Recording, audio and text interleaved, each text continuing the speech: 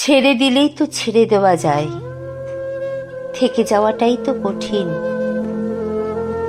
এক একটা বছর যাচ্ছে, এক একটা করে কাছের মানুষ কমে যাচ্ছে জীবন থেকে। আগের বছর যে প্রথম নিউ ইয়ারের শুভেচ্ছা জানিয়েছিল, এই বছর সে আর নেই। কেউ বা নিজের ইচ্ছায় সরে গেছে লক্ষ যোজন দূরে, কেউ যেতে বাধ্য হয়েছে অনিচ্ছা সত্ত্বেও। জীবন বাধ্য করেছে তাকে। স্বামী, সন্তান, সাজানো গোছানো ফ্ল্যাট, আলমারি ভর্তি sari, skirt, kurti, matching jewellery, নিজের হাতে কেনা জলের বোতল, টিফিন বক্স, রান্নাঘরে গ্যাস ওভেন মোছার নেতা, ঘরের জানলায় রাখা যত্নে বড় করা অ্যালোভেরা গাছ, সব ছেড়ে চলে যেতে।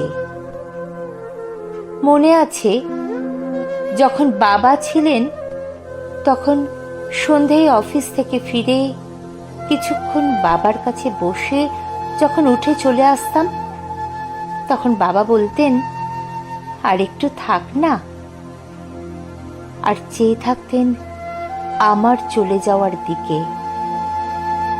ওই নির্বাক চোখে আকুতি থাকতো আর একটু থাকার জন্য। বিরক্ত হতাম, ব্যস্ত হয়ে পড়তাম অন্য সব দরকারি অদরকারি কাজে। এখন এই সময় দাঁড়িয়ে কি ভীষণ ইচ্ছে করে বাবার গলাটা একবার শুনতে। এমনিতেই দূরত্ব তৈরি হওয়াটাই নিয়ম। প্রকৃতিগতভাবেই হয়তো মানুষের মধ্যে এই প্রবণতা আছে। এখন যাকে ছাড়া বাঁচব না মনে হয়, সে কাল আর কোথাও নেই। যে বন্ধুদের সঙ্গে প্রতিদিন দেখা না করলে, আড্ডা না দিলে ভাত হজম হতো না, এখন তাদের অনেকের সঙ্গে দেখাই হয় না বছরের পর বছর। নিজের আত্মজোর সঙ্গে দূরত্ব তৈরি হয়। যে স্কুল থেকে বেরিয়ে গল গল করে যাবতীয় কথা উগড়ে দিত, এখন তার বয়সোচিত গাম্ভীর্য। সে শিখে গেছে সব কথা বাবা মাকেও বলতে নেই। যারা সব চাওয়া পাওয়ার বাইরে চলে গেছে, তাদের আর ফিরিয়ে আনতে পারবো না কোনো মতেই।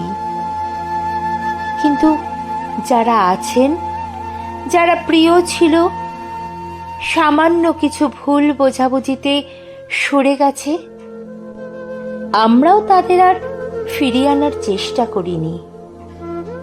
পড়ে থাকা জীবনের শেষ কদিনের আলোয় তাদের ফিরিয়ে আনার চেষ্টাটুকু করি।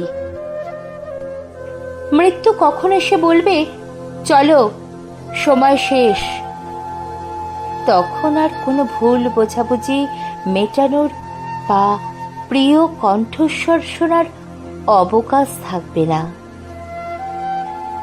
যে কদিন আছে, গল্পে, ভালোবাসায়, উদারতায়, সহানুভূতিতে, দল বেঁধে ভ্রমণে ভালো থাকবেন সকলেই, সকলকে নিয়ে। ছেড়ে দিলেই তো ছেড়ে দেওয়া যায়, থেকে যাওয়াটাই তো কঠিন।